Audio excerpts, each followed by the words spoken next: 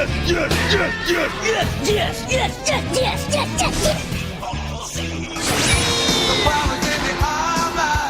incredible! It's not a cartoon, it's anime!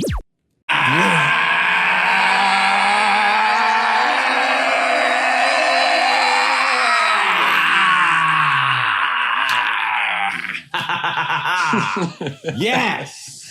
Welcome to another episode of Animeshun.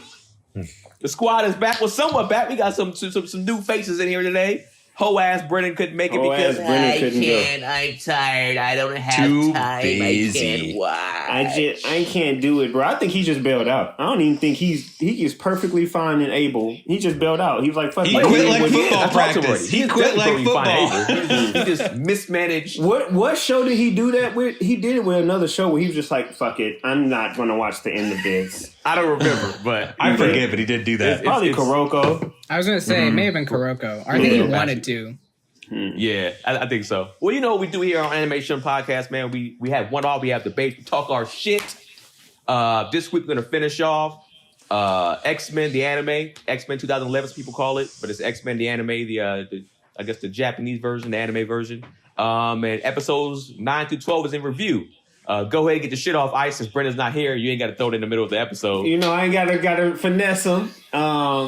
We got the homies Cam and Tony in the building. And, when we have these special guests on, this is what solidifies us as the greatest fucking anime podcast in the entire world. Yeah, Tony, as you don't know, Brennan, he hates that. So he'll take his headphones off so he doesn't hear it for whatever reason. I don't know. He hates what? Brennan, I saying we're the greatest fucking anime podcast. Every time he just throws his headphones off like it's. Why does he hate that? He's a bitch. I don't know. We try to spring it on him just to surprise him, so he has to listen to it. And every time he just rips the headphones off because Brennan's petty. He's petty like that. Rob will be in the middle of a fucking recap, and then you'll see Vice go, "It's the greatest," and then you'll see Brennan go, "Oh." Yeah, so we do have some special guests. So we have Cam. If you know Cam, he puts our podcast together, does the sound. He hooks us up, makes us look good out here in these streets. Cam the man, Killer Cam. Killer Cam out in these streets. We have Tony Killer Baker, Cam. my brother, or may not be my brother, but he is my brother. You know what I'm saying? Y'all would never know in these streets. Tony Baker, Never know. the king On average, how many times do y'all get that? Like, are y'all related? Every time All I the post time. something. All the time. And y'all both got the bald head, so I think that doesn't Bald help. head. I mean, it's the last name Baker. Why not? I would think it if I wasn't us. I would think that too. Y'all relate? I thought it when I first met you guys. You know, bro? It's They gotta be related. why not? It's all family. How many Expand people it. are friends with people with the same last name? True. I feel like that doesn't happen a lot. No. Same last name, yeah. Like you said, similar complexion, not too far off complexion Not too wise. far, yeah. Right. Both bald. So this is like, they have to be. If they're not brothers, they're cousins at least. For sure, at least, Right. Yeah. Mm-hmm. So all right, Like Rob. 23 and me. Yeah, we still gotta check that out for real. Right. But Rob, go ahead us off with the recap. Episodes 9 through 11. Go ahead, Rob. Lead us off. Yeah, I'll try to get us through quick. Episode 9. The X-Men call out Dr. Sasaki for lying to them and trying to figure out just what the hell she's been trying to tell her staff to inject themselves with. But she's like, listen, that can't be responsible for all these crazy second mutations that have been going on because it's actually designed to suppress mutant ability so they don't transform like the others. And Beast is like, well, then that shit doesn't work. So they try to get some more out of her about it. And she's, just doing what she's just doing there. Like, what are these experiments about? But she only says that her research is important for humans and mutants together. And it's just then that they realize, hey, where the hell is Emma? And this lab assistant, they're both just missing. So most of the team heads out to, find out where they went, and Beast hangs back to keep an eye on the good doctor and calls Xavier.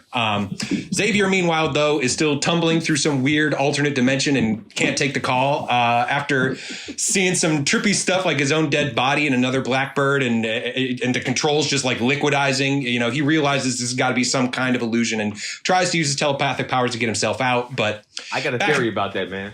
You got a theory? I think he was on shrooms. No, I was about to say He's like, this is about to be a long trip. Let me just have some shrooms before That shit he didn't come down like he thought he would. Oh shit! I took too much. I OD'd on it. He was like, I thought it would kick in right away. I didn't realize, take time to settle in. Back at the lab, Emma has cornered June deep in the bowels of the research base. June plays innocent at first, but Emma's like, hey, the jig is up. I know you're mastermind in disguise. And he comes clean. He's like, I should have killed you, when I had the chance, when you left the inner circle. But goes on to explain how he got there. After his fight with the X-Men, he heard about weird mutant activity in this area of Japan and figured, hey, a huge power must be behind that. So traced the center of it to this lab, joined the team in disguise so he could find out, what was behind it, control them, and he's moments away from realizing his grand scheme. And she asked him so why did you, project my image to the X-Men in their fight against the Phoenix? And he's like, I basically just figured, if once you left my team, it was only a matter of time before you connect with the X-Men. So if I sow that distrust, maybe they kill you for me, just do the job for me, no problem. He does offer her another chance. Hey, why don't we team up? It turns out nobody's dead, so why don't we do that? But she refuses, activates her diamond skinned ability, which makes her immune to his illusions, and they just start to fight. But unfortunately for Emma, he's not alone. Marsh is there and captures her with his water abilities from a nearby vent. But, luckily the X-Men arrive just in time. Cyclops is able to blast her free. Mastermind tries to fool them that he's still June and Emma's gone crazy. But Wolverine and his heightened senses, his smell abilities that came out a lot these episodes, not so easy to fool. So Mastermind goes to plan B and just uses his powers to turn Wolverine against them, making everybody else appear as human robots attacking Jean Grey. After Wolverine almost shish kebabs a few of them, Cyclops steps in and they get to have their grudge match and duke it out. And Storm calls Beast down for backup. And he arrives just basically right on time as Marsh is joining the fight and giving Emma and Hisoka a bunch of problems.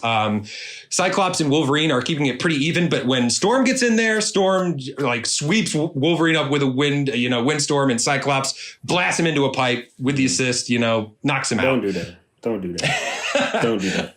Knowing the tide is turning, Mastermind makes for the door where the powerful mutant's being held. Cyclops tries to laser him, but Marsh pushes his boss out of the way, and Cyclops just blasts the doors open instead. Rob, am I tripping?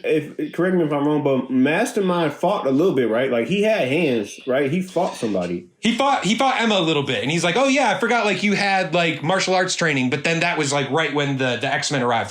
They were kind of going back and forth, and Marsh wrapped up Emma, and then when the X-Men came on, though. To Brendan's point, Brendan was like, if I had Mastermind powers, I wouldn't fight at all. See, that's what happened. When them powers go away, you got to get after it with your hands. And, Mastermind had hands. He was definitely dodging some punches there. But Mastermind's true identity is revealed here. Cyclops almost kills him then and there, but Beast is like, hey, let's not do that here. Not wanting to hit whatever is behind that door because it just looks like a bunch of complicated machinery. And on top of that, Rat, the other guy from the inner circle, arrives, and it's time for round 2 of this fight. Wolverine and Rat are, they got a score to settle, so they're going at each other right off the bat. Cyclops is trying to take on Marsh, but the dude is just liquid, so he dodges everything, no problem. And with his henchmen kind of taking care of the problem, Mastermind just goes through the door to Dr. Sasaki's shock, who's still not sure where her old lab assistant went. But her other 2 lab assistants, they wake up and, they hear the noise fighting, so of course they're going to join the scene pretty quickly as well. Things start to turn in the X-Men's favor as Xavier, with the help of Jean Grey's voice from the Beyond, finally manages to overpower the mushrooms he'd been taking and sees an exit out of the dimension. While back at the lab, Storm and Wolverine team up against Rat, and they take advantage of Wolverine's healing factor here. He gets impaled on some of Rat's spikes, but uses that to keep him close, while Storm just absolutely sizzles the both of them. Incinerates his ass. But, Wolverine, of course, he's fine. So now it's all down to Marsh, who's just like, all right, I'm out of here, and goes to join his boss. The good guys reconvene, and Rico and Kaga, the remaining lab assistants, join them, kind of just, wondering what the hell is happening. We get a huge exposition dump from Emma and Beast here as they kind of put 2 and 2 together. Damn. Whatever mutant Sasaki is hiding is responsible for this widespread mutation and weird stuff that's been going on in the area. And they tried to hide it by building this machine that would block telepaths and Cerebro from detecting mutants in the area. But worst of all, she teamed up with the U-Men to kidnap mutants and take their organs so she could work on her bunk serum that doesn't even work. Racked with guilt and worried about what Mastermind is up to, Sasaki runs toward the final chamber and the rest chase after. And we see that the most powerful mutant there is, surprise, her son was Xavier that she had said was dead earlier, Takeo. It turns out all her work, all this evil she's done was to find and develop a cure for mutants to suppress their powers so she could give it to her son who suffers because of the immense amount of power he's capable of. But what she didn't know is that the human betrayed her and started working with Mastermind and the Inner Circle instead. And over the course of months, Mastermind has been winning Takeo over to his side and stopped giving him the serum that would suppress his powers, which is why there were so many strange occurrences in the area. And now he wants to use his ability to bend matter and reality to help him make mutants the rulers all over the world. So suddenly another member of the Inner Circle arrives, Neuron, who attacks Kaga and Rico with his sense-heightening ability that can basically just increase pain 1,000-fold. And just with the sound of his finger snaps, he just kills him instantly. He traps Beast and Wolverine in like this weird cocoon of his tendrils and gives them a similar shock, but not one large enough to kill them, I guess. Marsh reappears and just traps everybody. And, they are all just left to stand there and watch as Mastermind uses his illusion powers to manipulate Takeo into doing his bidding. As Takeo starts to bring down the lab around everybody, Hisako's Harry Potter scar on her hand starts to tingle again. And suddenly she remembers him as a childhood friend and, was trying to remember, she couldn't remember when they first got to the lab. And we get a flashback where we see them both as kids. They were being picked on by other mutant children. Takeo, he accidentally activates his powers and turns these snowballs that are being thrown into them into fireballs, scarring Hisako's hand and burning down the Sasaki Institute. And he was so embarrassed by the pain and destruction in his powers had caused. He used his powers to make everybody just forget about him and the Institute. And Dr. Sasaki began her research to see if she could, help him at that point. And because if he went unregulated, he could destroy the world, which is exactly what Mastermind is trying to do. Cyclops is like, well, why didn't you just call us for help? And Sasaki has no answer for that. She's just like, Charles, his father, me, his mom. Speaking of Xavier, though, he's out of the alternate dimension at this point, but he's plummeting towards the earth as things go haywire around him. But the voice of Jean wakes him up and he heads towards the eye of the storm as, things are starting to engulf the world. And now remembering Takeo and seeing him again, Hisako, she's motivated. She pushes herself and her powers to escape Marsh's grasp, freeing Storm and Emma as well. With this new ability, she's able to basically somehow hit Marsh, and Cyclops just lasers him to death, and now we're just down to the one last enemy. Seeing his henchmen fall, Mastermind is getting a bit more active, locks Cyclops in one of his illusions, making him see the death of the X-Men and Jean Grey, telling him it's all his fault for not killing her like she had begged him to. Emma wants to try and free him, but, in her diamond form, she can't, use those illusions. And if she takes herself out, Mastermind can turn her against him. So they're kind of in checkmate right now. The damage to the lab becomes more and more severe with Takeo manipulating metal pipes to tie up Storm and Dr. Sasaki. And a few more fall onto Hisako and Emma, trapping them. Wolverine starts to see how bad the situation is, just like looks at Beast and just like, hit me as hard as you can. And all the pain like overwhelms his rage abilities. He just like goes straight into Beast mode and just like he carves Neuron to pieces. Like it just absolutely just cuts this dude up, and just barely manages to get in control in time before he does the same thing to Beast. It was close. Meanwhile, Cyclops is battling to get out of the illusion. He also sees the true Jean Grey appear to him. She tells him it's okay. You in the end, he needs to shoot her. The fake Jean Grey is begging him not to. He fights his instinct and fires, hitting Mastermind and breaking the illusion. And Mastermind's like, well, I still got Takeo, but he loses control over that, and some pipes wrap him up as well, and he just absolutely gets crushed. And at this point, Takeo has got nobody keeping the leash on him, and this dude goes out of control, goes huge. Everybody just scatters to get out of the lab. And Cyclops is like, hey, like we're probably gonna have to kill this kid before like he destroys the world. Sasaki tries to protest, but they don't have any other choice. That is until the Blackbird crashes in the distance and Xavier uses his wheelchair pod to roll up onto the scene. Just Tokyo drifted on up to the fight scene. From space, we see that Takeo's influence has spread all over the world, and this is the moment that Sasaki decides to tell Xavier that, this is your son you're looking at, the one that I told you is dead.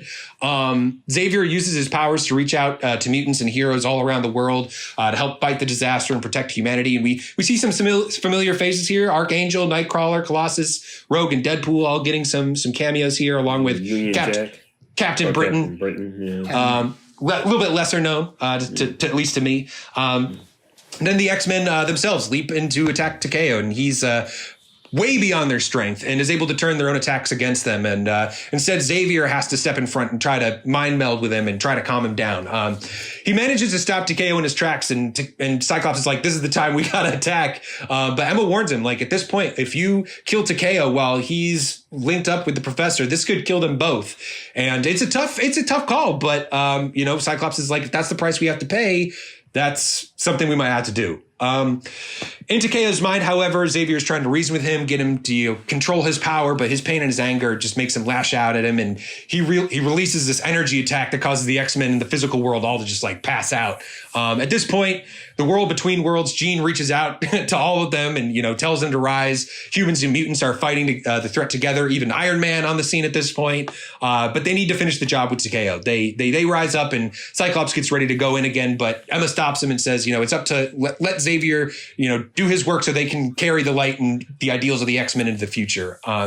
Xavier, meanwhile, realizes there's no saving Takeo. He has to shut his mind down if he's going to stop him.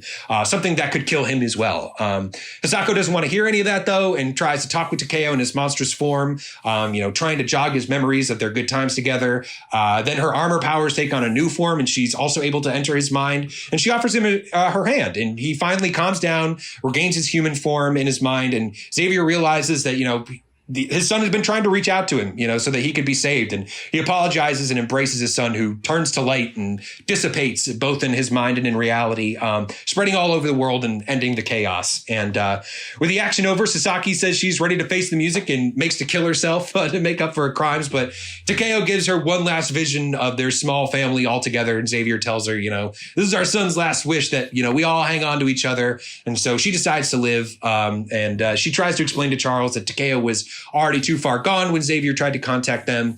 And Xavier, revels in the pain of having to put down his own son. But in the end, he knows that, he was at peace. It was what he wanted, but, not because of them, but because of what Hisako did. And at the end, they all gather around to determine, even though there will be more challenges and hardships ahead, it's their purpose to help bring the world together in harmony and defeat evil. And it was Hisako who taught them that, how they can do it with love and peace. And Cyclops gives her Jean's necklace and thanks. And says that, he has a lot to learn from her and Emma, but Wolverine points out that their jet is still crashed and they're going to have a hard time getting home. But that's a story for another time, because then we get to credits, and in a post-credit stinger, we see that Magneto, who had been locked up during all this, has escaped from his plastic cell. And they set up a second season that has still not come. Probably not coming. Good. Probably never coming. Good. Glad. You know what's crazy? Go ahead. Oh, Rob, how do you do the recaps? I got a document. I used to do this by memory, but I write this out now because I can't remember all of that. Yeah. So I'll usually I'll watch the show and then usually try watch it again and skip through and watch it at 1.5 times speed or something and just pause and write it up. Right. So you did it just now, but reading the words? Yeah. Okay. That was epic, man. I was like, man, they giving us the full recap. I appreciate the compliments, man. And then he fills in holes that I missed because, with this, it's all subtitles. So if I'm doing something and trying to watch this at the same time, I'm missing stuff all the time because I can't hear what they're saying. So sometimes I don't get it until the rewatch, honestly. Sometimes it takes me that second time around where I'm like, what happened there? What was going on? You don't watch the dub at all when you get a chance? This is dubbed also. Nah, I can't do dub. Even though I need to. The voices, though. Be for the original Wolverine voices is everything. Oh, really? Yeah. So the dub is legit. legit? The cartoon, but yeah. This dub is legit. Okay. Well, shoot, I should have been doing that. What's interesting though is the dub and the subtitles never line up, and sometimes they're like way off, and I'm like, It's way off, yeah. Because I accidentally kept the subtitles on when I was watching it in dub. I'm like, Same. this shit ain't even the same. Yeah. I know, because like same shit. I know you guys have been watching the dubs. I've been watching the subs, and like I know Brennan particularly is just like, you know, the dialogue doesn't make sense. The voice acting isn't, or he didn't like it, and I'm like, well, just switch over to the subtitle one because I'm not having those problems. I don't know. Yeah. Mm-hmm. Well, this is the question portion of the show. Thank you, Rob, as always, for recapping that, putting that together, man. You know, my week caps are nowhere near as good as Rob's recaps. Yeah, I do the week cap when Rob's not here, and we call them week caps for a reason because they be trash. But it is what it is. I'm not gonna remember The all that X-Men, shit. they struggled and then they won. Yeah.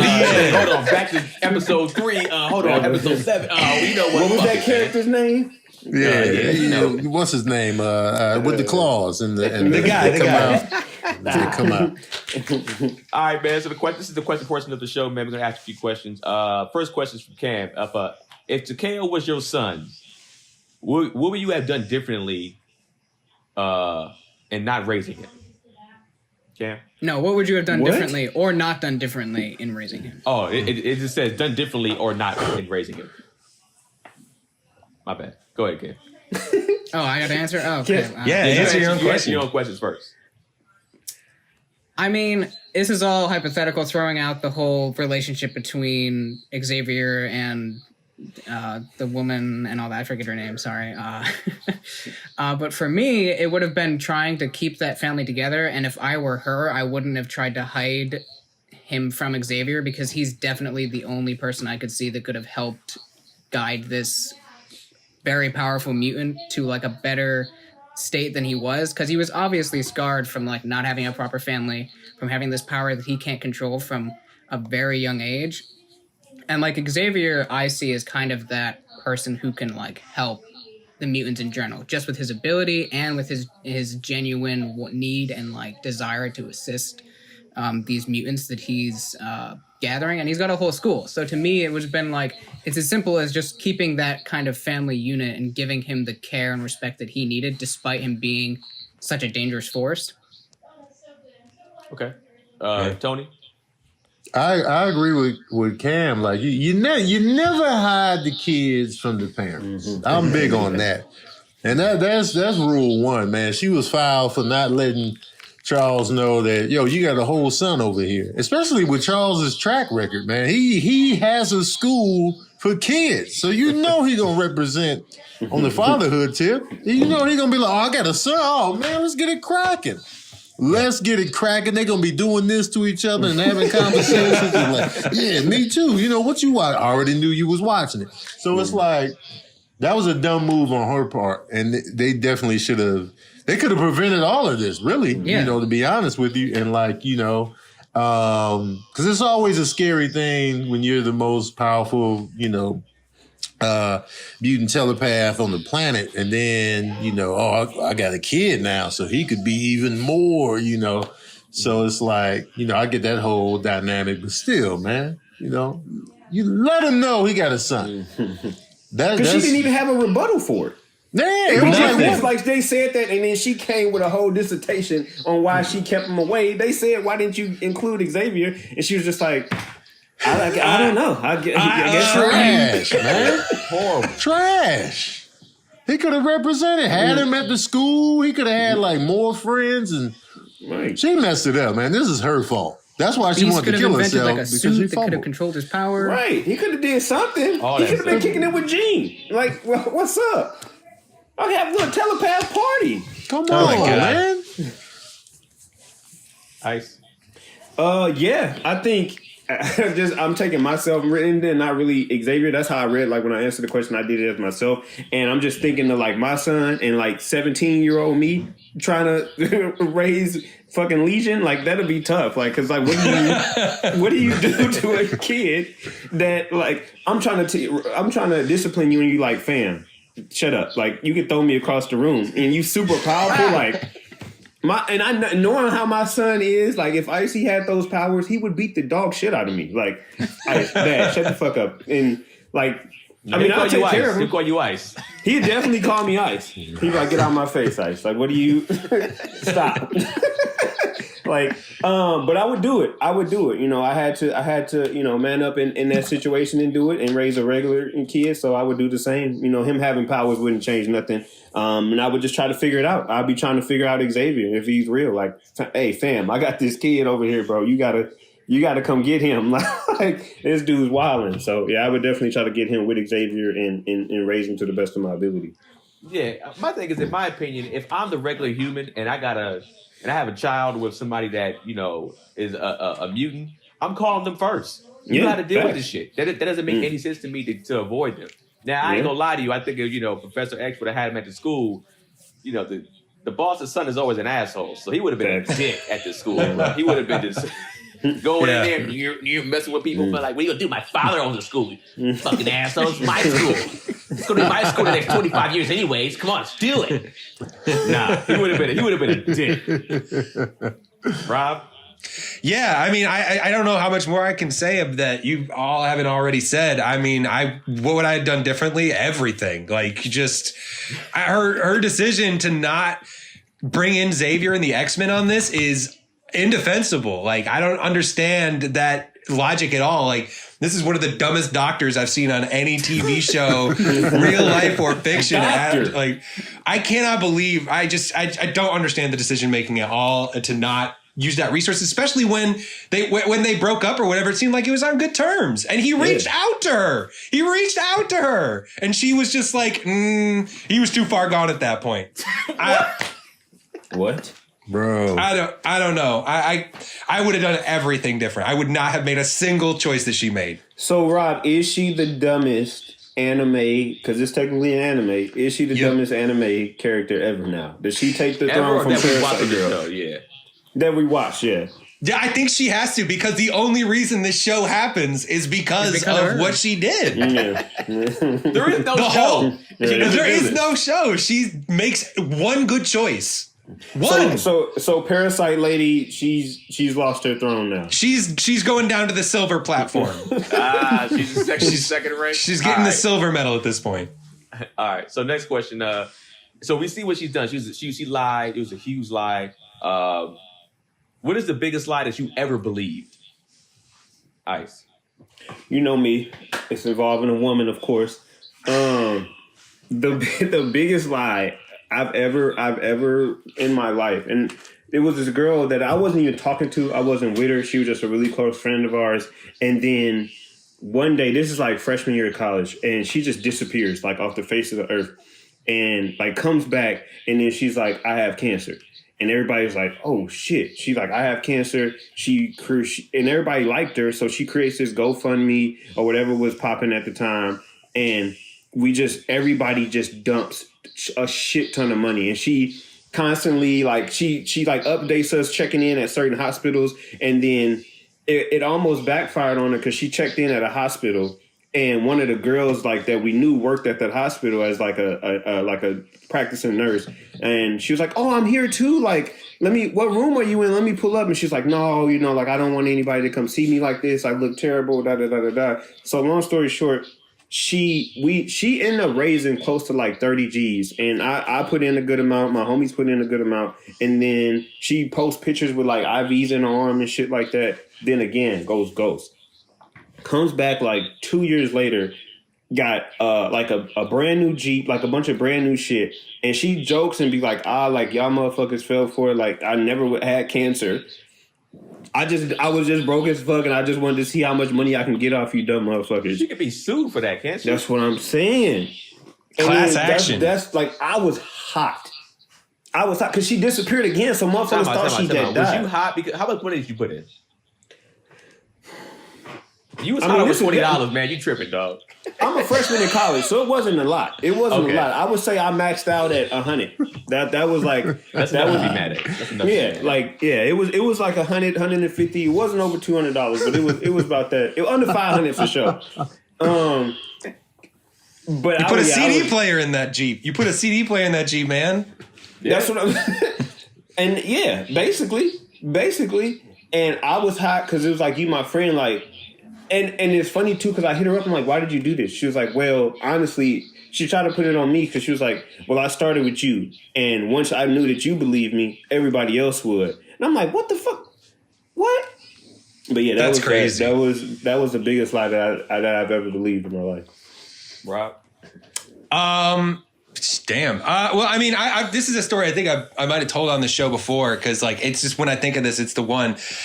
And it's a guy everybody here knows, Tony Valentino. Tony Valentino did this to me when we were roommates in college. Tony grew up Catholic. And he told me at one point, like, yeah, part of like the confirmation thing is you have to like, you witness an exorcism to like show that like, the demons are real, the power of Jesus. And I'm like, I didn't grow up in a family that really went to church. My family that did go to church was Protestant. And I'm like, Catholics are like, do some weird shit. So like, that's not totally out of the realm of possibility, but I'm like, let me corroborate this. So I actually texted a girl that I was seeing at the time who was Catholic. And I was like, is this a thing? Like, and without talking to Tony, nothing. She went along with it like right away. It was just like, oh yeah, absolutely. Like, we actually didn't have a person. We had to like get like a pig that like a farmer was saying was acting like all weird and like recorded stuff. And like, I was like, what the hell? And like, I believed this for like at least like 6 months to a year to a point where I was talking to somebody and he was talking about his confirmation at like, I was at work and I was talking to a coworker and he's just like, yeah, growing up Catholic, blah, blah, blah, my confirmation. I was like, oh, like, so who'd you see get like an exorcism?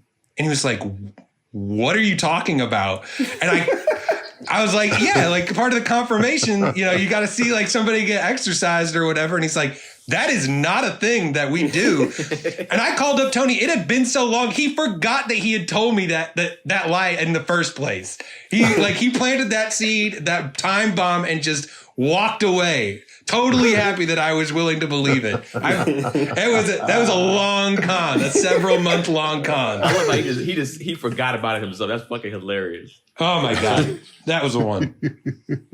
Is there a lie a big lie that you had to believe that you ever believed at one point? Oh yeah. My dad was my dad. Like that was the biggest lie. Like, I grew up believing that my dad was my real dad and he wasn't. And so I was like, oh, that's a pretty big. That's huge. That's a big one. That's huge. You know what I'm saying? And it's not like, I hate to call it a lie.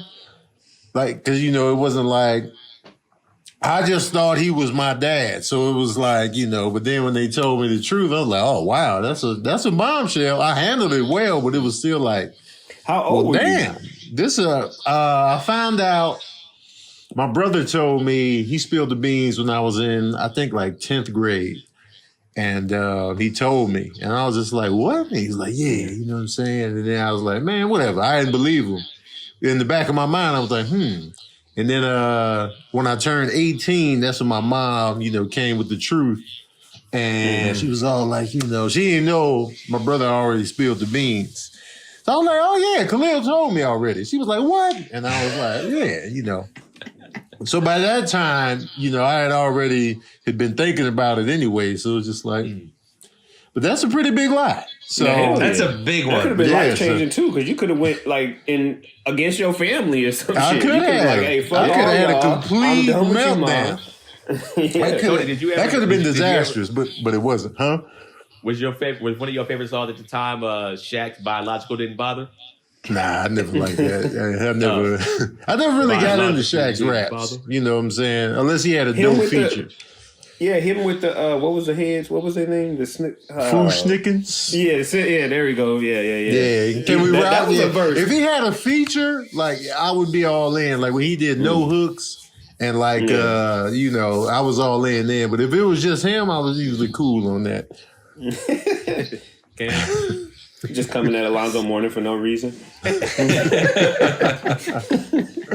So for me, I was just for a second racking my brain on any lies that are like super personal to me, and I don't have any, but I do have one. When I was in high school, one of our teachers went on a tangent about this stalker that was like following her around and continually like doing these things. And she went like way too deep into her personal life about like all of these things. And it was so like vivid and detailed. And it was like a couple of days she was telling us like what was going on. And then she disappeared. And later on, we found out that she had a dual personality disorder and that none of that was happening at all. Oh, and that was just like kind of a mind blow just for like first year of high school. Whoa. Your teacher's just pouring that out to you. And then later on, she disappears. We've got a sub for the rest of the year. And then you find out that from some other... Did she ever come back? Whoa. No, I mean, I think I saw her once afterwards and she was like totally different. So it was weird because it was like, well, which person were we talking to when she was teaching? Yeah. It was kind of one of those situations. Is this the personality with a degree, or is this the one that, you know, doesn't have any credentials to be in the classroom? Exactly. Right, exactly. But like her story was so detailed, and she was like talking about like police restraining orders and like seeing this man like in like the mall and things like that. So that's what made it like super believable. But apparently none of that was actually happening. Just some movie she watched, like on Step Brothers. Is that Goodwill Hunting? Yeah. Mine's I was young, so I feel like I've always been a skeptical person ever since I got like a little older. So a lot of big lies didn't hit me. I always kind of like, eh. But my brother was feeding the adoption thing on me for the longest. I know a lot of younger siblings hit you with you're adopted, right? I don't know if you ever got that, Tony, being a younger sibling. But my brother always told me I was adopted. He's like, look at the color of your eyes, man. He's like, who in our family has that? Nobody, right? He was like, So would that make you mean. would that kind of make you mix with somebody maybe white or something like that? Like, you know, he was pushing this shit, and I just remember being like, I had nothing. I was just like, well, and then I told my mom one time, my dad would kind of be like, man, shut up, Keenan. Like, he would kind of shun it away. Yeah. Then I asked my mom one day, and she was like, Keenan, you look exactly like your motherfucking brother. Like, y'all get mistaken for the same person. She cuss like that? Yeah, she was just kind of like, she was like disrespected because now it's like, you're pretty much saying, I'm out here stepping out and shit. So she was like, she probably got defensive in that sense. And so she was like, what the fuck? No. She's like, y'all look exactly alike. They literally call y'all twins and y'all 17 months apart. You know, Well, I mean, I guess you wouldn't be stepping out if you were adopted. Well, yeah, that's true. But yeah, just saying, but I guess saying that I wouldn't be hers. She's like, I ain't gonna raise no kid that ain't mine, nigga. Like, what you talking about? So I just remember when he was saying, I would be like, your mom said you're lying. All right, next question. Do you think this was an accurate representation of X-Men, and who was most like their original version, and who was their least? Who was the least? Rob. I definitely think they changed some things up. I feel like, you know, especially because this is coming to a different audience, you know, I'm sure people in Japan are familiar with the X-Men, but maybe they don't watch it or engage with it as much. So even the fact that like in the opening, you know, just like Keenan has behind him, if you're watching this on YouTube, like they tell you like, this is the character, this is their power, you know, this is all who they are. So yeah, I mean, I think they changed some things up. I feel like they took this opportunity to make people a little different. I would say with the exception of that moment where he went absolutely crazy on Neuron, I felt like Wolverine was very different and much more like kind of like likable and affable. Like, to be honest, Wolverine is not one of my favorite X-Men. I find him to be a little like too much sometimes, a little too dark and gritty, where it's just like, not that I can't handle like the dark stuff, but he's always just like, I don't remember anything. And I'm like, we get it. Like, you're sad, you know, so I thought like for him to be like joking around and being the one that's telling Cyclops he's going too far, like just didn't feel like Wolverine to me in a lot of senses. But that being said, I think Beast was pretty accurate. You know, he definitely was out there, you know, bringing the gadgets, you know, trying to figure things out. He was usually the one that's just like, something's not right here. So I thought Beast was pretty close to how he was in the comics. So Wolverine or Bakugo? Like OG Wolverine or Bakugo? Who do you hate? I'd still Bakugo. I would take old school Wolverine over Bakugo. Tony?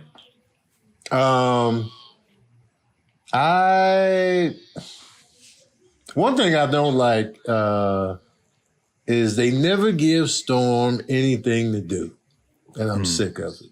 They do it in the movies, they do it here. They just, you know, she's there, she's in the mix, but it's just like she's always on the side every time. Let's focus on, you know, the movies like to focus on Wolverine. And then this one they focus like really on Cyclops, I guess, and then Hisako and like Emma even more. Having Beast, Wolverine do their thing, because Wolverine always gets all the attention, but Yep. they always throw in a little kid. Let's focus on the little kid. And that annoys me too. And that has always annoyed me with cartoons that are supposed to be action and serious when they throw in little kids. Like, when Transformers did it and they had the Spike hanging around with Bumblebee. I hated that. I was like, man, get these kids out of here. Even though I was a kid, I was like, get these kids out of here. And so, even in the first movie, Rogue was young and like, let's focus on them. I'm like, man, forget these kids. Let's get out of here. So, Deadpool even did that too. The movie. Yeah, in the sequel. But Deadpool, get this kid out of here, man. Look out. But I do agree with Rob. I feel like Beast was dead on, as he is in the comic books. Dead on. I like Cyclops in this, man, as well, because, Cyclops can come off as a bit of a, Boy Scout, tight ass. We do things by the book, you know what I'm saying? And in this one, he had a little bit of edge to him. I'm always tired of the Gene element that they stick on Cyclops. Like, he's nothing without Gene. Like, I'm tired of that dynamic. Man, it's like Gene. I'm like, all right, bro, move on. And so, she dead, nigga. Man, and I agree with Rob too. With Wolverine, I kind of like seeing them crack jokes though, because that whole dynamic of Wolverine is played out too. The tough guy, I'm not going to follow the rules. I'm not going to do this. I'm not going to do that. I'm going to take your girl. I don't care how you feel about it. And I like the dynamic between him and Beast and So my biggest issue is just like, stop giving Storm nothing to do. Yeah. So knowing what you know about the comics and the TV show and everything, Storm's ability and Storm's stories, do you feel like she has enough to carry a show by herself? Yeah. Like, can they branch her off like they do Wolverine? Absolutely, because the history of Storm is like, she comes from Africa, claustrophobic because of how she came up. And then, in the comic books, she's doing these dope things for the team and all this, always coming through in the clutch. And then she loses her powers for a while, for a long time. And so not only that, like Storm got hands, like she can fight. Like I remember when she had to fight the Morlock leader, Callisto, in the sewers, like hand to hand. It was like, no, none of your little fancy powers. She was like, well, what's up then? And she beat her and became the queen of the Morlocks. And when she had the mohawk and she was out here with no powers and she was leading the team, it was like, Storm was much more than just, wind and lightning. And I feel like they never touch on any of that. Beyond, everybody's all excited because she married Black Panther, but even before that. And then there was a time where she died and got resurrected as a kid. And so she was like young Storm for a while. And it's so much meat on Storm's bones that they refused to go into, and I'm tired of it because she's one of my favorite X-Men. And that pissed me off too when they tried to interject Wolverine into Storm shit and had her dating fucking Wolverine. I was like, y'all look out, man! Ain't nobody buying that couple. She ain't gonna like him. Look out. Yeah. I'm gonna have to go with Storm as being the least like any of the other characters, but then also looking at the broader spectrum of every piece of X-Men content that's been created, this was a pretty good amalgam mashup of all of that, and they drew from a lot of different parts of X-Men that I saw and kind of put it all into one show. And to what Rob said about Wolverine, there are interpretations of Wolverine when he's like that.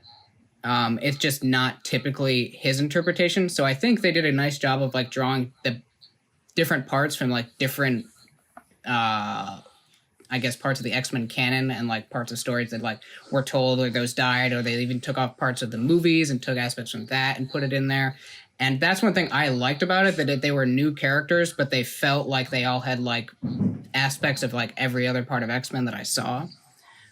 So as to a character that was the least like any other interpretation was probably Storm, just because like she was just useless in the sense that they didn't give her, as Tony said, anything to do. And she's like so powerful, like almost to the point where like she could take them all out if she wanted to, just because her power is the weather. Like she has that kind of like Deus Ex Machina way to like fix things. And then maybe they were like, she's too powerful, so we can't have her fixing everything in that sense.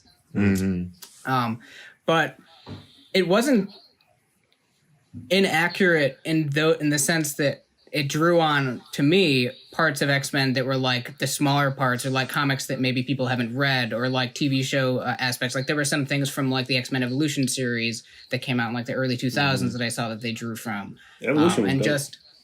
And I think on top of that, they made it definitely accessible to the Japanese audience by setting it in Japan and that. And I think that was the most different aspect to like anything else that I've read or seen for X-Men. So for a character who's the weakest, I would say Storm, or not like who she should be. And then for the one who's the most accurate, I would have to say, honestly, they were all pretty accurate to me in the interpretations, and they kind of removed the things that I hated, like how Tony said with Cyclops. Like, I hate how he's always crying about Jean, and they didn't have him doing that constantly. Like, it was definitely an aspect of him, but he wasn't doing that constantly. So I liked, I think, all of the characters, because some of the aspects that I didn't like from other interpretations, they didn't have in there. So that's what I think. So, Cam, you telling me there's a version of Cyclops out there in the world that be getting active like that, like he did in the anime? I mean, X-Men if versus you got from like Avengers? the 60s to now, that much time for X-Men lore, there's definitely interpretations of Cyclops that are like that. Yeah, Cyclops doesn't get the respect, he always, deserves, because I remember when the Ultimate X-Men came out, him and Jean still together, whatever, and Wolverine left Cyclops for dead. He dropped him off a cliff, and Cyclops laid down there at the bottom of the ravine, legs and arms broken. He was eating bugs to survive. He ended up getting found, and he recovered, and he came back to the team. And he was all about the leadership position still. And Wolverine tried to roll up and say something. He just blasted him. He was like, "Oh yeah, by the way, you're off the team." So Cyclops ain't no punk, man. But and even in this, when he was teaching old girl, how to be tougher, I thought that was a dope moment for Cyclops. Yeah, I mean, I He always doesn't feel get like much. Cyclops, he just has that whiny bitch Boy Scout about him. But I do think, and especially in these last few episodes, he turned up. I wanted to see him go full blast. I know at one point he had turned up his laser. He was just like, and they were like, "Hey, chill, bro." He was like, "I'm about to just end this shit." Like, he was about to go full blast, which I thought would have been super dope. I think for the accuracy, I thought Wolverine. Well, I read some of the comic books, but I was more of the animation dude. Even in the original animation, when we grew up as kids and watched, Wolverine has always been kind of funny. He's always kind of crack side jokes. Yeah. He's always been pretty charismatic in that way. He did in the comics too. Yeah. I mean, how else a 5'5" person gonna get Jean Grey? You gotta be funny. You gotta be funny too. You ain't just go out there with looks and you hairy too. Nah, it ain't happening. So I felt like he was represented for me anyway, from what I'm used to seeing, fairly accurate. And I thought he held his own. I would say, I guess the least accurate would be Storm. I know we talk about her passing out, but even in the animation, that regular one, she had a moment where she kind of passed out too. But like Ice and I were talking about earlier, it took her a while to kind of get there. It was like, all right, she kind of brought on a whole thunderstorm, fucked some shit up, that she was like, all right, then she'll pass out or whatever. Here, she did like one little thunderbolt or one wind swim in the first few episodes. She was like, "Take over, somebody, I can't." And I'm just like, the fuck y'all talking about, bro? Like, she's way better than this. So that's just my view of it. Ice. I would say Beast is most like himself along with Wolverine. I feel like Wolverine was pretty spot on. I was a big Wolverine fan, so I dug a little bit more into Wolverine's stuff. He was a funny guy. A part of me really wants to say Cyclops. That's why I asked Tony and Cam, the question that I did, because all of the interactions, because all of the more on the animated side, very little on the comic book side, but all of the interactions I've had with Cyclops, he's been a hoe. He's been the feds. He's been the ops. And any word that you want to use that is Cyclops. And anytime anybody ever said that Cyclops was their favorite X-Men, like, we're not friends, fam. Like, I will never trust you. Like, if I ask you who your favorite X-Men is and you say Cyclops, like, dog, we can't. I would never tell you anything because you the feds. So to see him. Like, he started off as a whole, maybe the first 2 episodes because he was, in his feelings. But the back 10, he was all right. And I was like, I don't mind this Cyclops. Like, he can have the screen and I'm not pissed. And I think that was the furthest off from the Cyclops I know. But, obviously I'm not as well educated as I should be in the Cyclops universe. But yeah, I think from my knowledge, he was the furthest off, and Storm is a very, very close second because they played the fuck out of her. Yeah, it definitely played. Next question. Do you think these last couple of... Well, I want to go to that question last. Even though I put it here, I'm going to go to that question last. Out of all the X-Men animated series that you watched, how would you rank them? Okay. X-Men animated series only. So what is there? X-Men Evolutions, this one... the Fox 90s. series. You said what? X-Men animated series. So what, 3 or 4? It's Evolution, the OG, and then this one. This one, right? Yeah. Pretty much, yeah. They're the most popular. I would. This had the potential to be the best. It had the potential to be the best. The animation was dope. They got after it towards the end. There's killing in this one. It was, they took it there. But is it the best? No. I would say when I actually rewatched X-Men Evolutions, I feel like that would be my number one. And it's a close. I'm talking about that and the original OG. Those are close first and second. The OG just like is so near and dear to my heart because that's what I grew up on. I can still do the whole fucking theme song. Classic. Again, classic Wolverine yellow suit. I know I think we had a character in there. I like Morph. Morph was funny to me. Morph was trash. Morph is terrible. He was funny to me. He was funny though. Trash. Oh, it was. They created him just to get killed. And then when he came back, I was like, no. His voice sounded like he needed a Tommy gun at all times. Like, I hated Morph. Wolverine, pull back! Shut up, man. Shut up. Morph your voice into something else, bro. Yeah, I remember you saying like they already had Mystique. What was they even need for Morph? I get great value Mystique. That's what he was. Yeah. So yeah, I would have to rank and then X-Men 2011.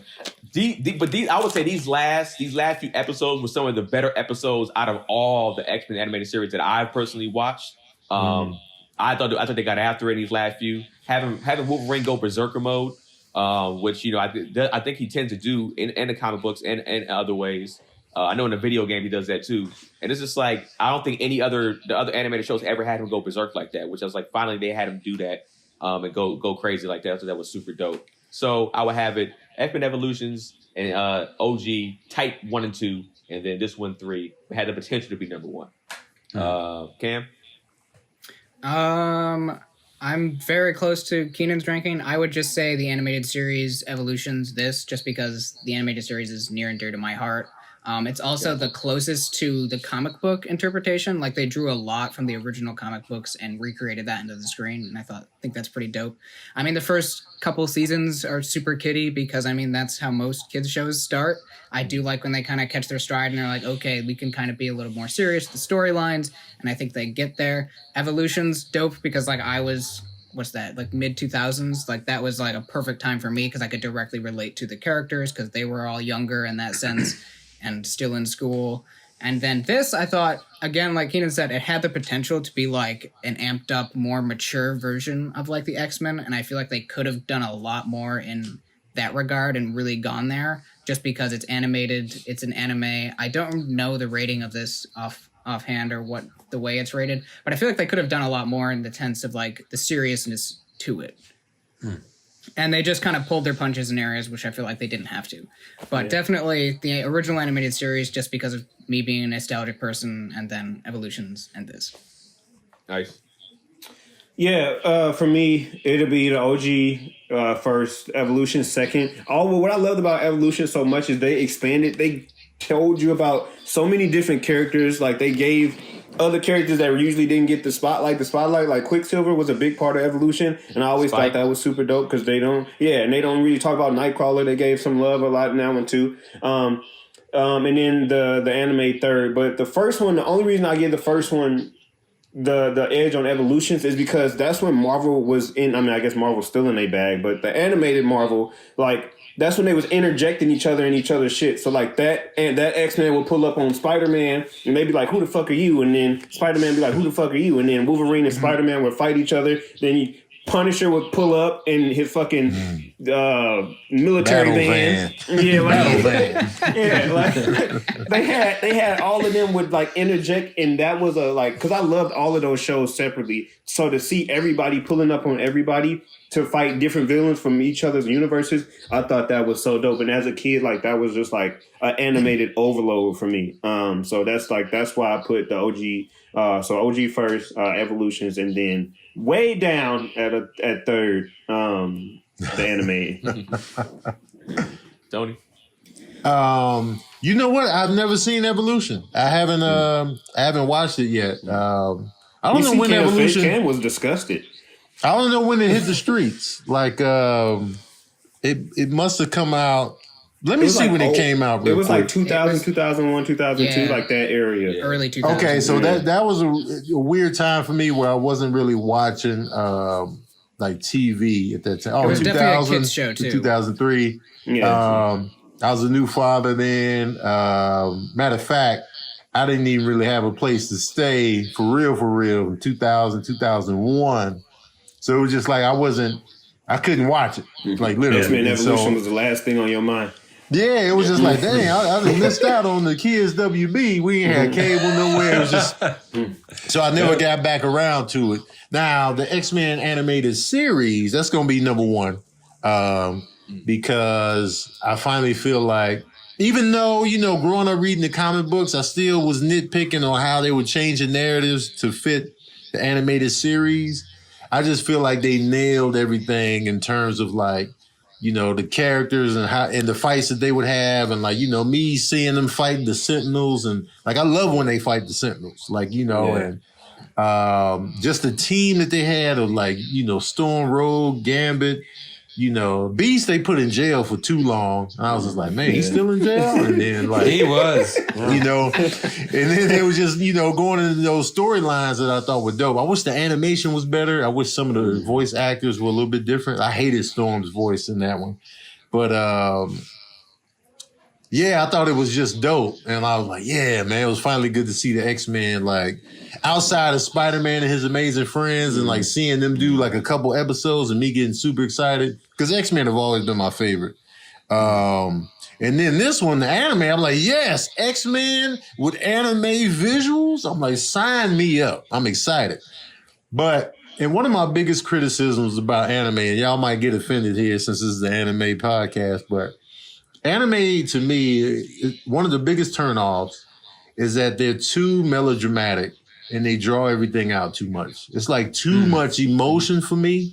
Like Keenan will tell you, like, I haven't been back to Attack on Titan because the character was crying all the goddamn time in the first season. I'm His like, mom got eaten in front of him, dog. What you talking about? People die every day, B. You know how many movies I've seen where they've lost a loved one and then they get over it? Yeah. But it's like... Yeah, it's like Han Solo died and they He's a didn't care. teenager, bro. That's the thing about anime, though. They draw it out too much. Even with X-Men, this X-Men right here that we just watched, the whole draw out of, the kid, his son, and just like, they drawing it out too long, the emotion. Let's just get to the fights. Let's just all right, man, that's your son. He wilding out. Let's attack. Oh, all right, our attacks didn't work. Let's go. And so, and I felt that anime vibe on this X-Men that's different from the comic book vibe. The comic book vibe, they're getting it done. Yeah, they're addressing issues and they kind of stretch things out with different issues, but they threw that anime element in there, and the high pitched whining and the crying and I was just like, you just had to do that, didn't you? And so I'm putting this X-Men third. I didn't even know this was 2011. Where's the sequel at? Where's the continuance? That ain't never gonna happen. It ain't coming. Trash. Plug pulled. So what do y'all, Cam, Tony, what do y'all feel is a piece of media that's the furthest away from a comic? Like the original comic that it was. What piece of media, not just animated, movie, whatever, that's like let Rob answer first. Let Rob my answer bad. the question. Yeah. Oh, I mean, I'm not going to say anything too crazy. I'm absolutely animated series number one, just because also, nostalgic for me. And it's just, I liked it. I had a kind of a, it felt like they were always on their heels. Like it always felt like they had their backs up against the walls. And I always thought that was kind of cool that it was just like, no, these Sentinels are a problem. Like, yeah, Beast is in jail for most of it. Like, yeah, Morph gets killed almost right out the bat. Even the fact that they ended up kind of making Rogue so a questionable figure, showing that she stole her powers from Captain Marvel. Captain Marvel, Miss Marvel, Miss Marvel. Oh yeah, at the time. Yeah. Yeah, no, I thought that was really cool. Also, like Tony, I didn't see Evolutions. I've seen maybe a couple episodes here and there. I didn't really watch it like that. I don't know, just sort of it being in the high school setting. I sort of was just it was already out of school. You didn't really need to change it up, and I just didn't really see the draw. But hearing that they featured a bunch of other characters, that actually I'm gonna go maybe back. I might check that out. Oh, cool. Because my biggest complaint about the X-Men movies is that they are so focused on Wolverine. It's like you have this rich cast of characters and you're just talking about this one guy every movie, for the most part. Wolverine is not really he's in it, but he's just like I said, they pay a lot of attention to everybody else. Yeah. So that sounds cool to me. Storyline, look, they give cats their own little moments in there, I think. Whereas I feel like that's cool. They always focus on the main guys. So go ahead, what you want to say? My bad, Rob. I thought you already went. Oh, that's all good, man. But yeah, I was just asking Cam and Tony, because you guys are versed in the comics, what piece of media that you've seen that's so far off from the comic books that it's maddening when you watched it? Oh my God! I'll answer first. I would say Man of Steel. The movie it's a polar opposite to anything that Superman is supposed to be. Superman's fundamentals is that he's an alien but was raised as a human, and he identifies and empathizes with humans more than his actual species. Whereas in this, he's just so detached, and his father is supposed to be no, you're supposed to help people, but then in Man of Steel, he's no, fuck everybody. Don't save them, save yourself. Don't show your powers. All those kids in the bus should have died. You shouldn't have saved them. All that kind of stuff. And then in the end, he's just destroying the city, just trying to get to Zod, whereas his actual character would have been trying to stop any of that from happening. And I didn't see him save anybody but Lois in Man of Steel. At least I don't remember him. If anything, he snapped Zod's neck towards the people while Zod was using his eye beams. He snapped his neck towards them, so they would have died anyways. And that was an infuriating movie for me. And I think it's probably the least like any comic interpretation. You got 75 years of Superman at that point to draw on, and this is what you created. No, that killed the DC universe for me. That boy Zach. That's Nolan too who did that shit too. Zach ain't the only one to blame. Did that. Yeah. I mean, he had his name on there. I don't know how actually a part of it he was. Yeah. Tony? Definitely how they have shredded the X-Men up. That's my biggest beef with the comic book movies. Is how they just be making up stuff just to get it going. Like when they did the first X-Men, it was all right, you know what I'm saying? Let's focus on Wolverine, and Rogue is a runaway, and they go into the school and they barely even set up the school, and Storm and Cyclops are here, and Jean, and then Magneto's gonna do this for that. And it was just you could tell they rushed it, you could tell they had budget constraints, and it was just bro. And then X2 rebounded. But then, they fumbled again with X-Men The Last Stand. And then, the Dark Phoenix saga, they ripped that to shreds. It was just even the animated series didn't do it right. But man, and for me, the Dark Phoenix saga and Days of Futures Past are probably my two favorite comic book stories ever in life. X-Men stories, like my top three are those two, and then the Extinction Agenda. But man, just watching how they ripped it to shred, and then they tried to do Dark Phoenix again last year, the year before. Trash. And I was just like, oh, my nose was bleeding. It was just horrible. And even like X-Men Origins, what they did to Deadpool, and like, what are you doing? That was trash. Yeah, that was garbage. So that angers me the most, how they just rip to shreds the X-Men storylines and the story arcs. Even though they did decent with Days of Futures Past and First Class, and Logan was amazing. But They're just inconsistent. Yeah. all that other stuff, oh my God. Don't get me started, man. That's what pisses me off the most. All their money went into the bridge Magneto scene. That's their whole budget went into that scene. Oh my God, man. Oh, that was so bad. Oh my God. Like that escape scene in X2 was amazing. The White House scene with Nightcrawler, amazing. Awesome. And then, you know, they tried to recapture some amazing set pieces for X-Men The Last Stand, and it was just like, the only dope part to me was when they was at Jean's house and they were fighting there. That was the only and they pulled scene up. worth a damn. Yeah. But yeah. All right, next question. If this show comes back with its second season featuring Magneto and the Mutant Brotherhood, like they teased in the after credits, would you check it out? Rob? I would.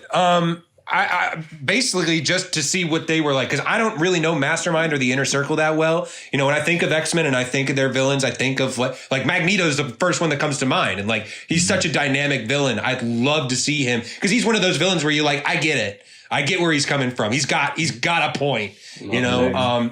I would love to see them go up against him because. You know, I felt like the villains and the plan and what they were fighting against was probably the weakest part of this show. So I would be interested to see, you know, a more interesting, compelling villain that's like if they can just go back to the hits. You know what I mean? Because I think we talked about this a week or two ago. Like, should they have adapted something that was already out there? And like, I feel like sometimes when it comes to something like this, you got to play the hits, and I think that would be a good way to bring people back. So I would check it out personally. Yeah, same here. Even after all these years, if they're bringing Magneto in, I want to see how they do him. I want to see how he's voiced. I want to see how he looks and how they're going to do his animation, I think. And who would they put on his main squad back on this? So I'll be super hyped for it. Cam? Yeah, I mean, I would watch the first couple episodes. Actually, I had a question. I don't know if Tony knows this. Is Mastermind and that whole like group, I think they were created for this because I don't remember any interpretation of them in the comics in that sense. Mastermind absolutely exists. He was part of the Hellfire Club in the comic so that's who they books. drew from. Okay, got it. Yeah. Mastermind was he was the dude that started really messing with Jean Grey's mind after she was just regular Phoenix at this time. Yeah. And he was giving her this whole grand like scheme, you know, and like messing with her mind. That sparked the Dark Phoenix thing. Mm-hmm. And so, but the only person that I recognized in this anime was Mastermind. The other cats that he had on his squad, I was like, oh, who are these guys? It felt like they tried to do like a knockoff Mr. Sinister and his like group of creepy mutants, and it just didn't like. Yeah, it didn't work. Mr. Sinister is a dog. Yeah, Sinister is a dog. Right. Yeah. But for this, I mean, yeah, of course, I would watch it. Why not? Ice. It'd be one of those, like, you know, if you guys showed interest in it, so I'd be like, Rob, how was it? Like, I wouldn't be, you know, when it popped on Netflix, I'd be like, I know, I let it Cam or Rob or Keenan watch it, and then I talk to them. If they say it's cool, then I'll give it a chance. But I just wouldn't want them to see. Wouldn't want to see them do Magneto dirty. And I'd be highly upset if they dropped the ball with him. I can feel that. Tony? Anytime Magneto pulls up, so do I. Magneto is pretty much the Denzel Washington of the X-Men universe, man. I think he's probably the best. He's my favorite comic book villain of all time. Just because, you know, I know a lot of people probably put Joker up there or Thanos, but Magneto is a villain that, you know, you can relate to. Like, he has a valid beef. Like, you know what I'm saying? He goes about it wrong, But you'd be like, man, can you really be truly mad at him for how he feels about humanity and like how mutants are treated and like, so he has a great, base. So it's just like, man, and then his powers are dope as hell. He can do so much stuff that he's so dope. And if you bring Magneto in with the Brotherhood of Evil Mutants, just have Magneto, Mystique, Pyro, Avalanche, and you could throw Toad in there. Those are some good battles to be had, man. It's just like, that'd be Pyro dope to was watch. always trash to me though. Who? Pyro, at least unless in the comics, Hell no. Pyro No, to yeah, me was he's always strong. garbage. He's dope in the comics because he was creating like whole fire monsters that could grab. I remember a fire monster he created was just holding Colossus, and like Colossus was turning red hot. Like they messed up Colossus so bad one time, they turned him into like a statue because they heated him up, and then Melted, Avalanche like buried him in all this cement, and they just created a statue, and he was stuck in it. And I was like, wow. And Yeah, so, the Brotherhood of Mutants aren't to be messed with. yeah, man. So that'll be a dope dynamic for like great fights and great conflict. But again, I feel like they would just fumble the ball, start creating characters that don't even exist. Like you ain't got to create nothing. The source material is already here. There's so many characters in the canon already. Just bring them. Yeah. The classics, the hits. That's what we want. And so, yeah, man. Absolutely, I'm pulling up. All right, this is the last question. Do you think these last couple of episodes made up for the rest of the series? Cam? I mean, for me, yeah, they ended on a stronger note than they started, definitely. And I think there was enough payoffs. There were a couple of points when I was just like, okay, like I think Tony said that they dragged it out just too much. Like when Professor X was in that ship on his like mushroom trip, it was just like, okay, get out of this. We've seen so much. Like he doesn't need to be doing this the whole time. Just get it out of there. But the battle itself, I think where they ended it and like how his son kind of sacrificed himself, or basically he kind of realized that he had to go to with what was going on. And like how they tied everything together. I think some of the closing words that like Cyclops said, I think paid off. The part with Wolverine when he kind of went berserk and it was like, okay, yeah, this is kind of what we're supposed to see Wolverine doing. Those made up for the boring like exposition stuff that they were trying to do in the first couple episodes, for me at least. So that's why I would have said like if they're coming out with a sequel series, I would have watched it just because this ended, I think, on a stronger note than it definitely started. No, I would not. Because I mean, it doesn't. Excuse me. It doesn't for me because I feel like it just didn't do. I guess just because of the amount of anime we watch and stuff. It's just the fighting wasn't like blow your socks off fighting, and it was cool to see Wolverine get active, but he get active is episode 11. It wasn't really that whole span of 4 episodes. Like episode 11, episode 12. That's when like shit really got crazy. And also, too, I guess to no fault of their own, which is why I don't really like go crazy when Xavier or any telepath get on the screen, because it's a fight in the mind. Like they not throwing hands, so that's always throwing me off. It's like you getting closer and closer to KU, and it's just like you're just getting closer to him. Like you're not fighting him, you're not beating him up. He just turns around, gets angry, you get closer. Turn around, get angry. Like they kept doing that over and over, and I'm like this is a fight of the minds. I'm not blown away by this. Was the part with Wolverine cool? Yeah, Armor. When she was on there, I was bored. But yeah, overall, it wasn't really like getting active enough to undo the 8 episodes, the 8 or 9.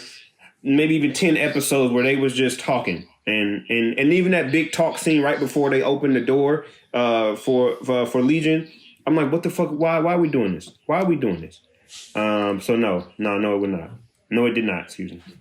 For me, I think it did. This is why I said like I was hyping this show up at one point for what I remember, because I remember the first 4 episodes weren't bad to me.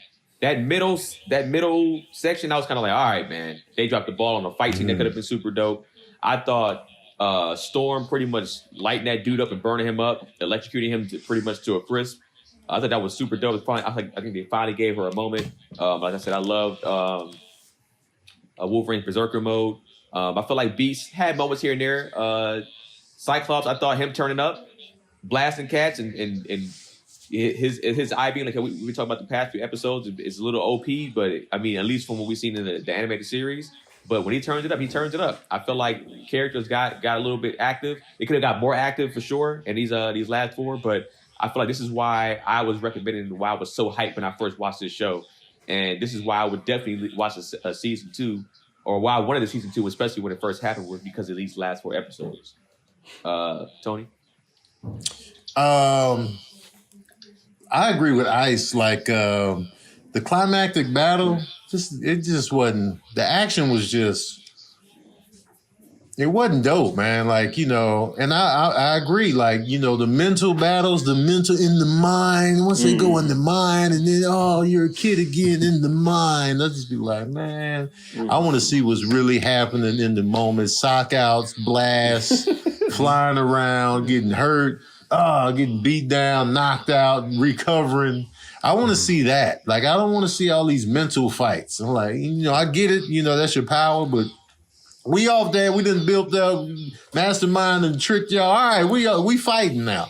Fisticuffs, furniture moving, like, you know, chairs being broke over somebody's back. You got the animated dope if that's the case. You got to make the animation dope if you're gonna have some type of mind fight to where it's like a mind. Yeah. Psycho. Yeah. Do that. Like, even when they fighting in the mind, have the mind fight. They're warriors in the mind. Like when Professor X battled the Shadow King, and they just, you know, in reality they were just sitting at a table in India or something, but in their mind they had on armor and swords and, like, you know, something like that. Cool. Yeah. But you know, the action just wasn't good enough throughout the series. It was just like, you know, it'd be like a quick fight and then they out of there, and it's just like it never felt complete. Like, I was never blown away by any of the action. And I was just like, it ended cool story-wise. I'm like, all right, you know, it was dope to see, like, Nightcrawler and Rogue and Captain Britain and, like, you know, Colossus the and Deadpool them. cameo was hilarious to me. Deadpool, they just threw him in there. I'm like, why is this in there? Like, stop shoving Deadpool down everybody's throat, man. But, you know, they just need to ramp up the action more, like, if they're gonna do it. And so all throughout the series, it was just okay on the action front. See, we gotta have Tony back on here more often. He agreed with me. Because I felt what Ice was saying, like, you know, that last battle, it was like, it wasn't really a fight. It was all emotion. And remember when we were kids? Like, man, I ain't trying to hear all that, man. Like, in the comic books, when they had to fight to save Jean Grey's life, when the Shi'ar Empire pulled up, like, Jean Grey has to die. We're like, no, man, give us a chance to fight for her. They actually had to fight this whole team of, you know, other mutants, intergalactic mutants, and they was getting their asses kicked. But it was action-packed. And then, you know, they just, sick of it. Rob? No, I actually agree with Tony and Ice on this one. I don't think it really was enough. I mean, and I think, but the problem for me comes less from the action and more from just, like, when they finally revealed, like, the grand master plan and what they've been what this had been all about, like, it just didn't make sense to me.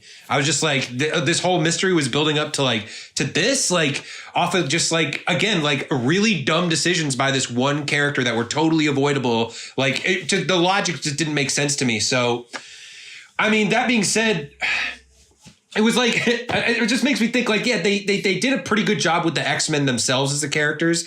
But as we talked about so many times here, like, the villain makes the show. And I thought the villains were just sort of weak on this. Like, I didn't really care about the plot. I didn't really care about, you know, when the Rat and Marsh showed up, I'm just like, who are these guys? Like, Neuron at the end, like, this hasn't been built up at all. Like, so it's just like, it felt like, yeah, it just didn't do enough to really make a complete thing. It's like when you're wrapping a gift and it's like from the top it looks okay, but like you turn it over and it's got like 12 pieces of tape like all over it. It's just like, you know, just barely holding together. Like it just wasn't quite there. So, I mean, if they do ever do a second season, that's why I say, like, I would check it out, like, if it were, you know, Magneto, because that's a villain that I'm like, all right, like, it's hard to mess that up, I would think. So, yeah, no, it didn't really do enough for me.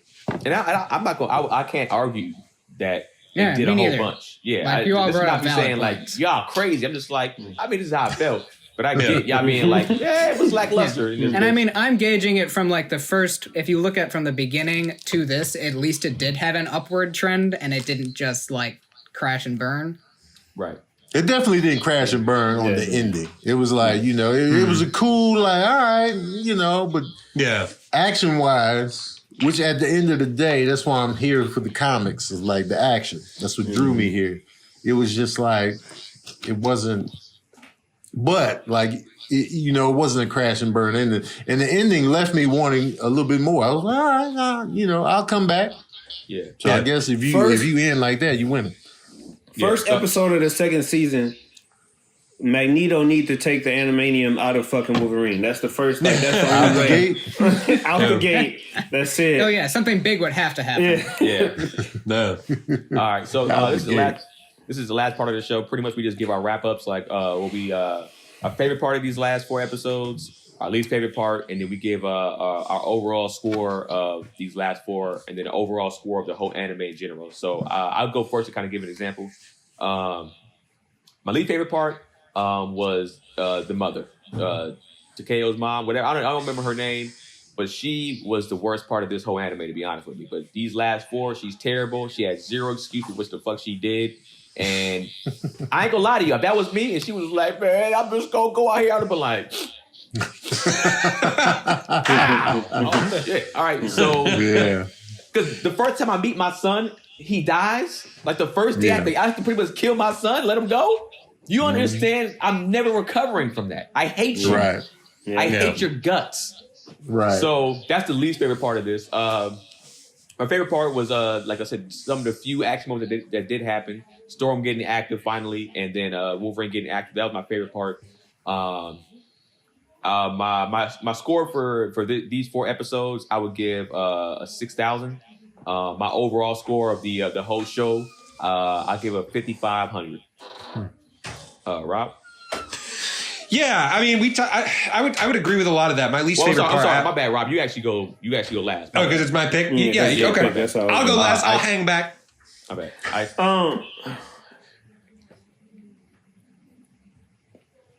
Like my least favorite part of this show, or this stretch of episodes, was like you're at the fucking crescendo of the whole show where you about to unveil what's behind this thick ass door, and then we have a big TED talk. What are we talking about? Why are we talking right now? Mastermind is in there chilling. Even at least they addressed it. I'm glad that he addressed it. Mastermind was like, damn, like. I was waiting for y'all forever. Y'all was never gonna come. God damn. So I'm like, I appreciate that he at least, and the show at least, acknowledged how long they were taking.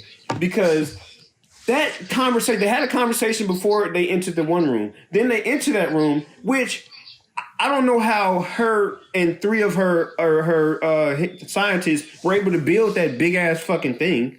I don't even know how they were able to do that. I was watching like, who built this? Who built this?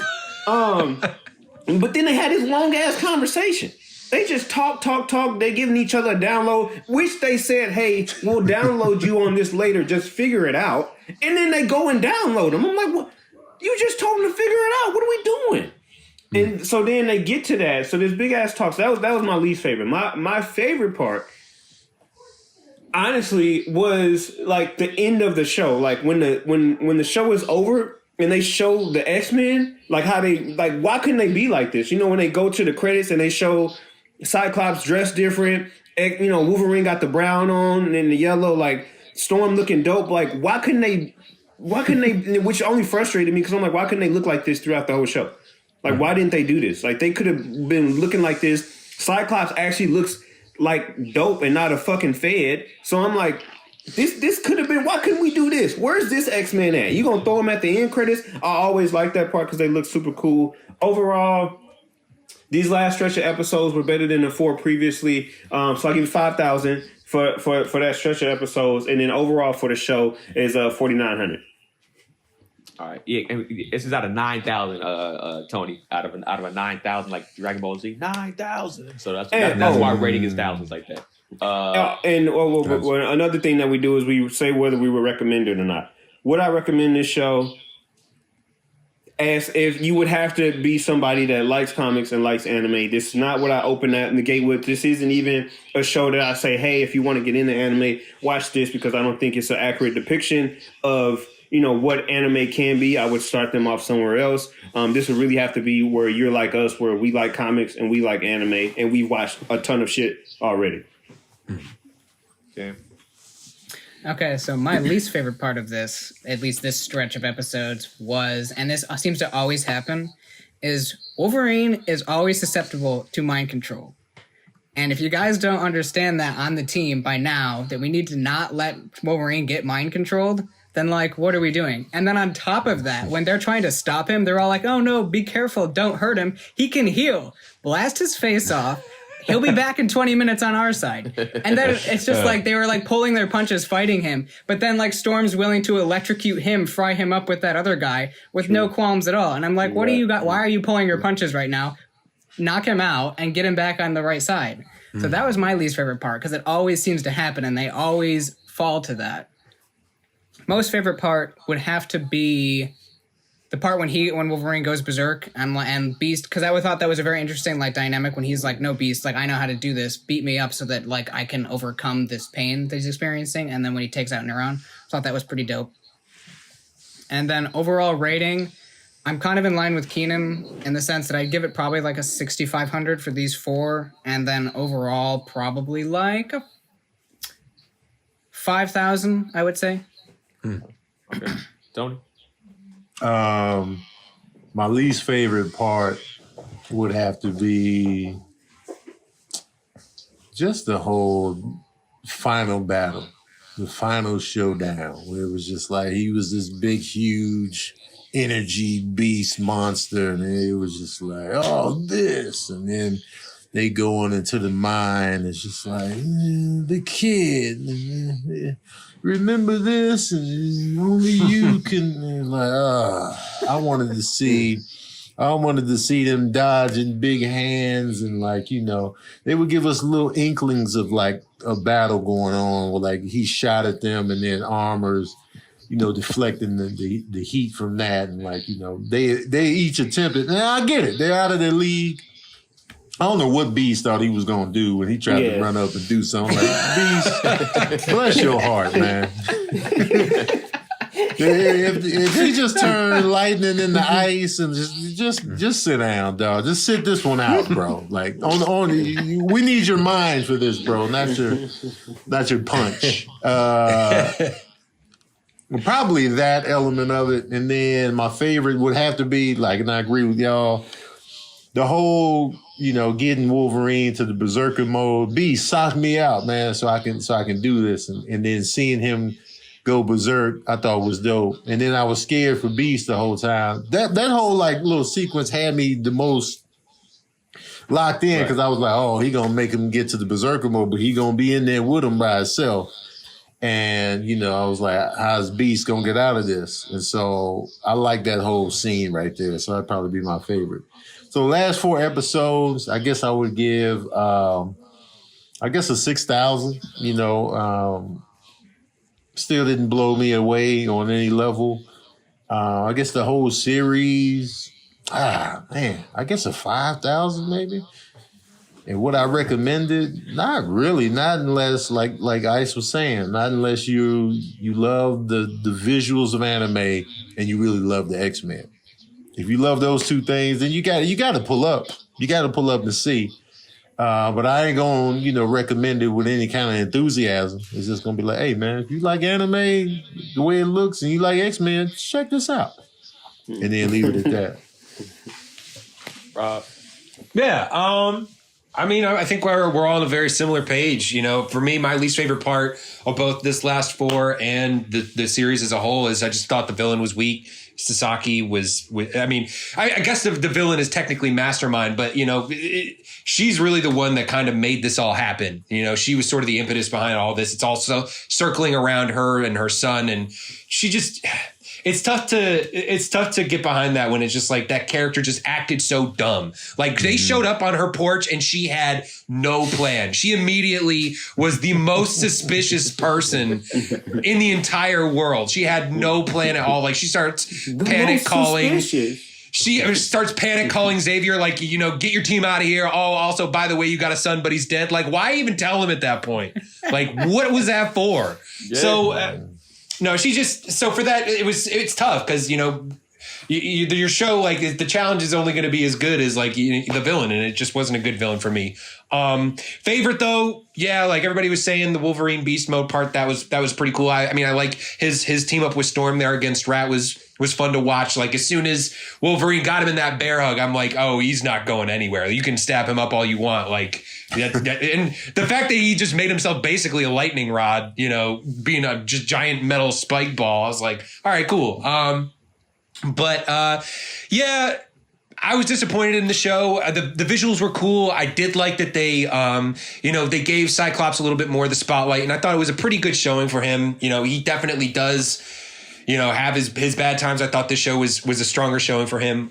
So this stretch of episodes, I'd give it 5,800. Overall, 55. Wow. And would I recommend it? Yeah. I mean, if you're a Marvel fan and it's just like, just pull up and see how this is, you just see it, just check it out. It's not the worst thing I've ever seen. It's definitely not the best. So I would say if you like anime, you like Marvel, yeah, absolutely. Just, you got to see it. What was your overall, Rob? 55. Defend that pick, Rob. Let's go, Rob. I mean, we all kind of gave a similar score, to be honest. Yeah, I mean, I certainly don't even have the lowest score here, so. Yeah, if Rob would have said 6,700, we'd be like, all right, motherfucker. All right, wait a minute. 8,000! But I am curious now to watch the Wolverine one. They have a Wolverine one on Netflix also. Yeah, I started that yesterday. We started it. How you like it so far? It's still too early to call. But, you know, the animation is good. I don't really like the way Wolverine looks in this. It's a little, you know, he looks so young and it's just weird to see. And he's tall and slim, man. Make him short. Stop bullshitting. Yeah, that's weird. It's all right. Make him 5'4", man. This is what he is. Stop trying to sleek him out and make him more appealing. Stop, man. Stop messing with the source material. God damn, man. Trust it. Yeah. People, when you got money behind stuff, when the producers come in, Hugh Jackman ruined that. Yeah, well, yeah, that too. Everybody think he's 6 foot now. Exactly. It's just like, oh, y'all have ruined the source material, and you got to realize, man, source material, staying true to it always works. Well, and there's a reason why they did it like that. Exactly. Yeah. Exactly. It works. Like when they stuck to the source material with Lord of the Rings for the most part, it worked.